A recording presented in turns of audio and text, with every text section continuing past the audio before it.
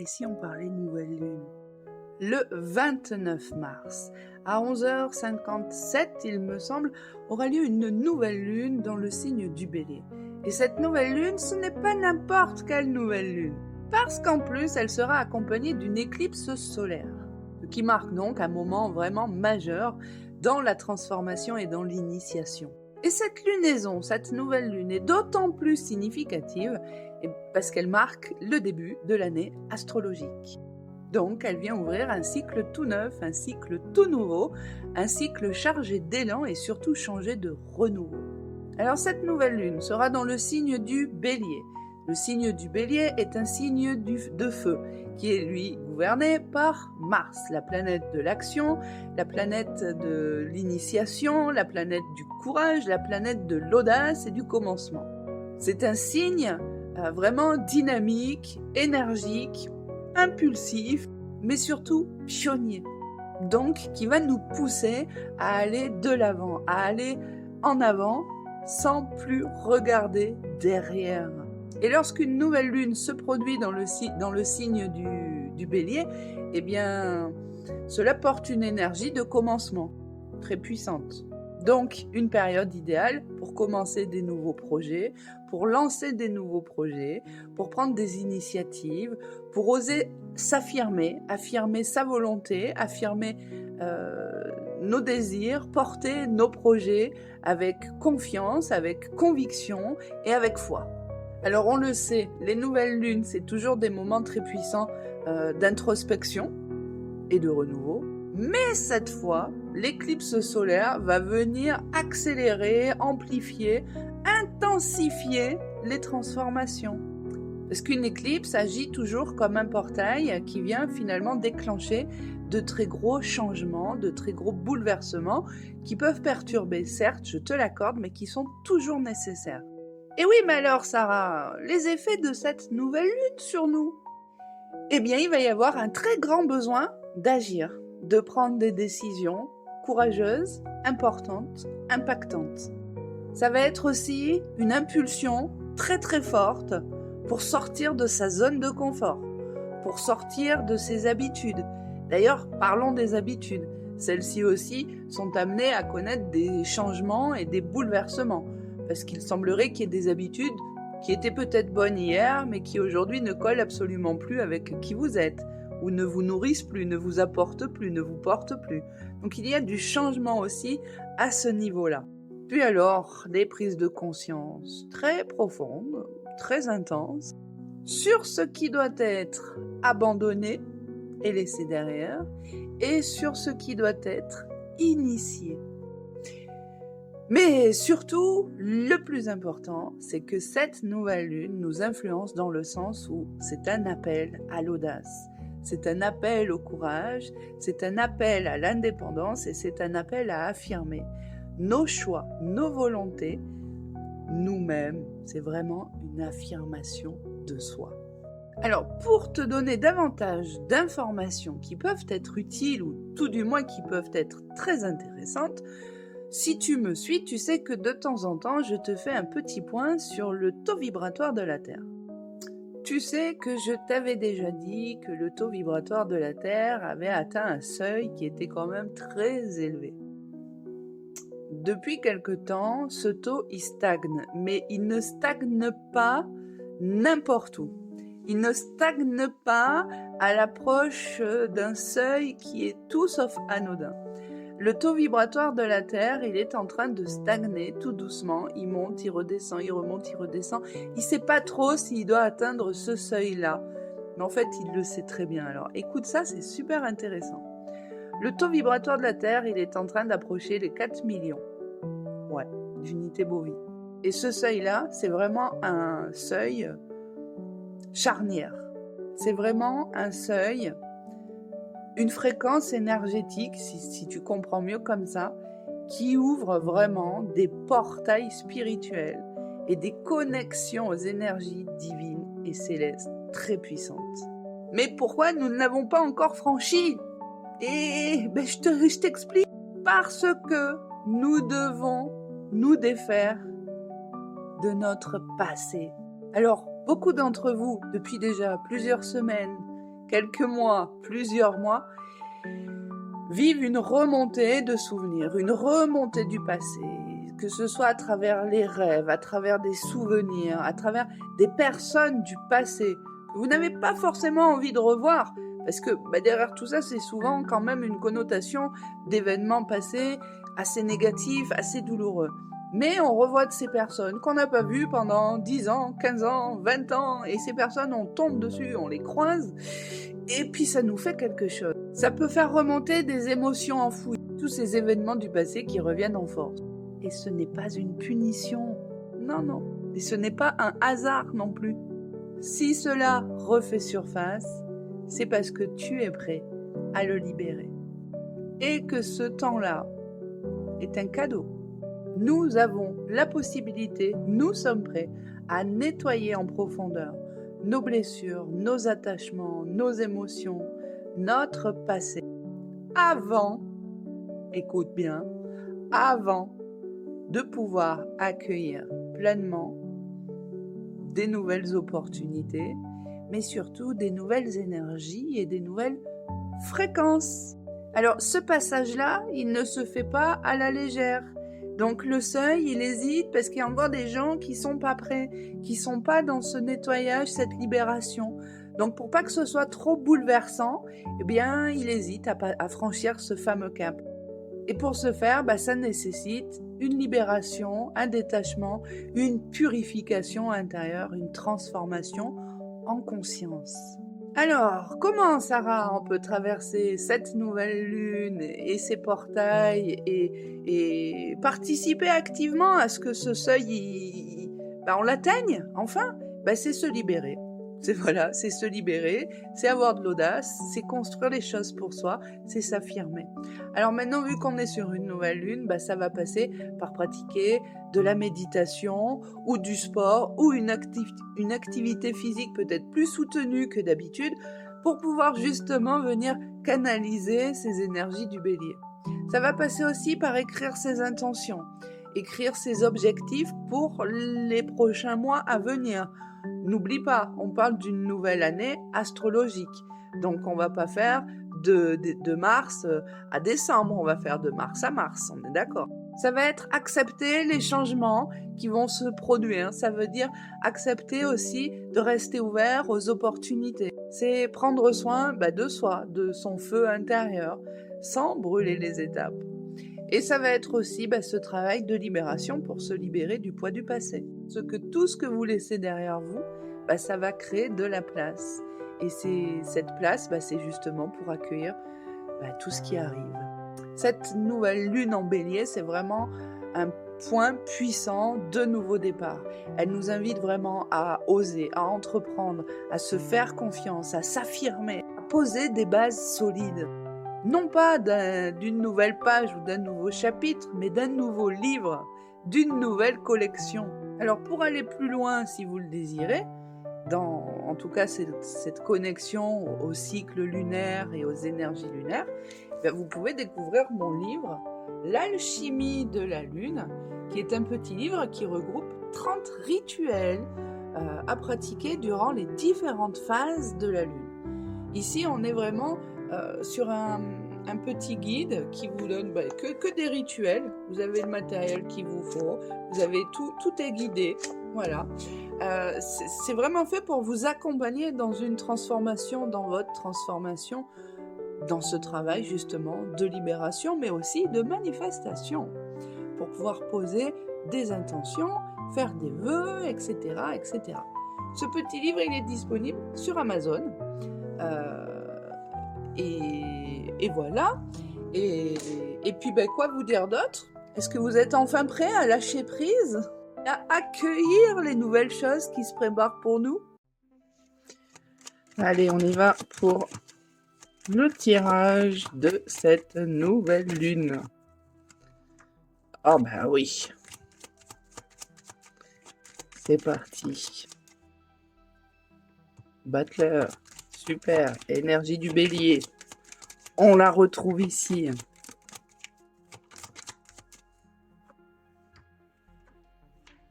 Ok. Oh. Ok. Allez, on y va. C'est parti, les amis. Allez, vous êtes prêts? On y va. On commence avec la maison Dieu.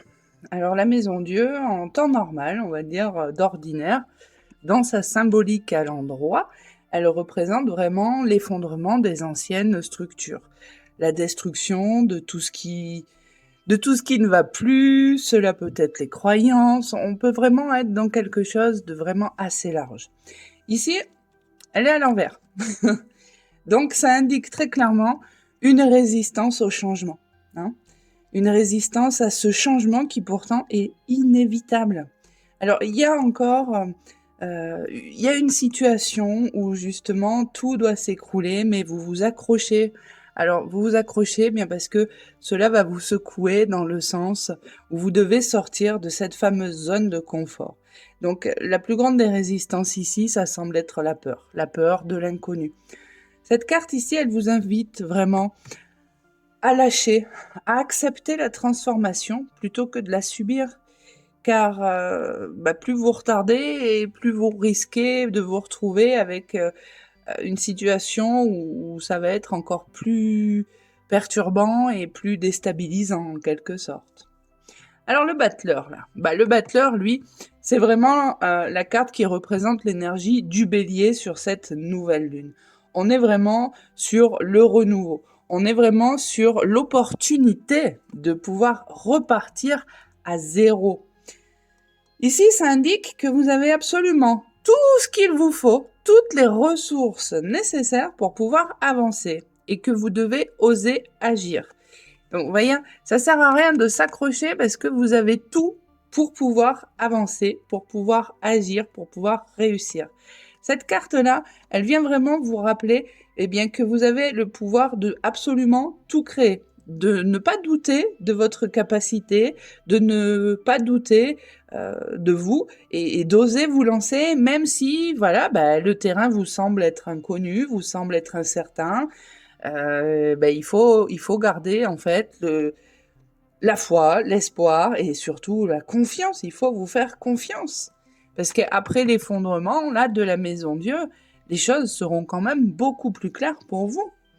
Puis avec l'ermite, avec l'ermite ici, c'est après le chaos, après cette déconstruction, l'ermite, il vous invite à prendre du recul, à prendre peut-être le temps de réfléchir à ce que vous voulez vraiment, à ce que cette période-là difficile, ces détachements vous ont appris, vous ont apporté, vous ont enseigné.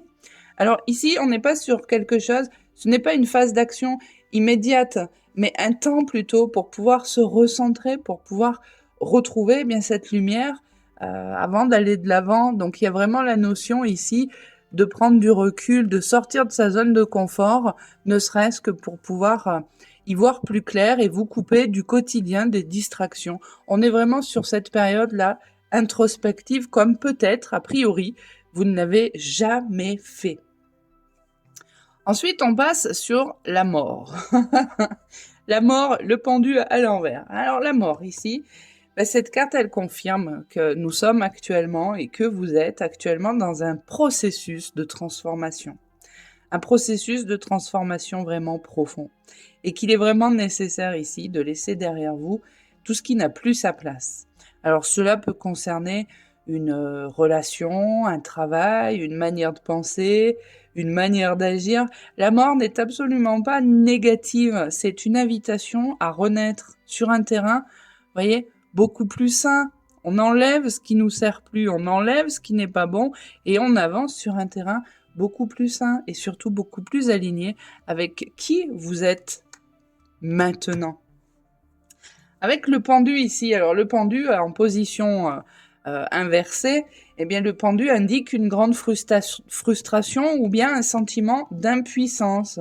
Vous pouvez vous sentir coincé, ne pas voir d'issue, de solution. C'est souvent un signe que quelque chose n'a pas encore été compris et que vous êtes en train de lutter contre une réalité que vous refusez d'accepter. Alors il est important ici de changer de perspective, de changer votre vision des choses et surtout de lâcher prise pour que la transition puisse opérer. D'où l'importance ici du recul, de l'introspection et du silence. Parce que le silence est porteur de beaucoup de choses. Et lorsque continue, on tombe sur la Lune. Et bien ici, la Lune, eh bien, elle nous indique qu'on est dans une période où il y a encore beaucoup de doutes, beaucoup de confusion, que tout n'est pas clair, qu'il y a des peurs, qu'il y a des doutes, qu'il y a des illusions qui vous empêchent d'y voir plus clair. Alors, peut-être effectivement aussi qu'il y a des choses cachées, et ces choses cachées, sans grande surprise, remontent du passé. La Lune ici vous invite à écouter votre intuition, plutôt que de la laisser envahir, de vous laisser envahir par de l'anxiété, par des peurs complètement incontrôlables. Ce flou-là, il ne durera pas, mais il est important de ne pas prendre de décisions hâtives sous l'influence déjà d'une, eh bien, des émotions qui sont complètement confuses, et par l'énergie du bélier sur cette lunaison-là. Mais plutôt, encore une fois, de prendre ce temps de recul. C'est ce qui va vous permettre de gagner une nouvelle vision, une nouvelle façon de penser, une nouvelle compréhension, pour déjà aller récolter tous ces enseignements à côté desquels vous êtes passé, parce qu'ils n'ont pas été compris, et d'aller de l'avant. L'impératrice, alors là, elle a une place intéressante, parce que vous avez vu, elle vient clôturer ce tirage. Et elle vient le clôturer d'une très belle manière, avec une très belle promesse, celle qu'après les turbulences, après cette période de déconstruction, eh bien, la prospérité arrive. Alors on pourrait dire la prospérité, la paix, la tranquillité, l'abondance. C'est vraiment une carte de créativité, mais aussi d'expansion et d'harmonie. Donc elle nous rappelle que malgré les épreuves, vous avez, nous avons le pouvoir de tout réinventer et de se réinventer, de pouvoir renaître beaucoup plus fort. Elle indique vraiment une reprise de confiance et la capacité à pouvoir manifester tout ce qu'on désire. Vraiment. Ici, on est quand même avec un tirage qui va vraiment dans les énergies actuelles et du tirage, enfin de cette lunaison qu'on a vue tout à l'heure. Oui, vous traversez une période de grands changements avec la maison Dieu et la mort. Il y a des résistances, il faut les dépasser, il faut s'en libérer, il faut accepter cette transformation et lâcher prise, d'accord? Parce que vous vous accrochez à des choses qui ne fonctionnent dans tous les cas plus. Et avant de repartir, il va falloir prendre un temps d'introspection aussi pour pouvoir justement venir clarifier tout ce que vous voulez réellement et éviter de rester bloqué par des indécisions, par des doutes, par des illusions. Une fois cette phase passée, oui, il y a une belle renaissance avec une énergie de renouveau et d'abondance. Donc ici, ce que je pourrais dire, c'est accepter de laisser partir ce qui doit partir et ne luttez pas contre l'inévitable, et faites plutôt confiance au processus. Vous pouvez écrire durant ce cycle lunaire. Vous pouvez vraiment écrire toute cette libération, toutes ces peurs. Qu'est-ce qui vous fait tant peur? Après quoi vous vous accrochez pour vous maintenir un petit peu à flot, parce que visiblement ça ne vous sert pas, ça vient juste vous apporter un sentiment de sécurité, mais ce sentiment de sécurité, on le voit ici, il est illusoire. Vous n'avez plus besoin de ces choses auxquelles vous vous attachez. On va essayer de voir si on a des choses intéressantes à nous dire. Donc je prends cet oracle que j'apprécie beaucoup, c'est l'oracle d'Ekta. Et on va aller voir ce qu'il aurait à nous révéler pour cette lunaison.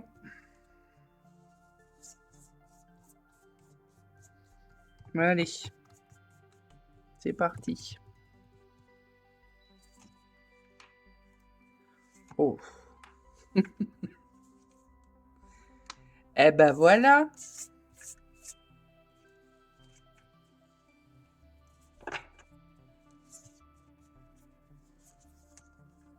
On se la fera en dernier.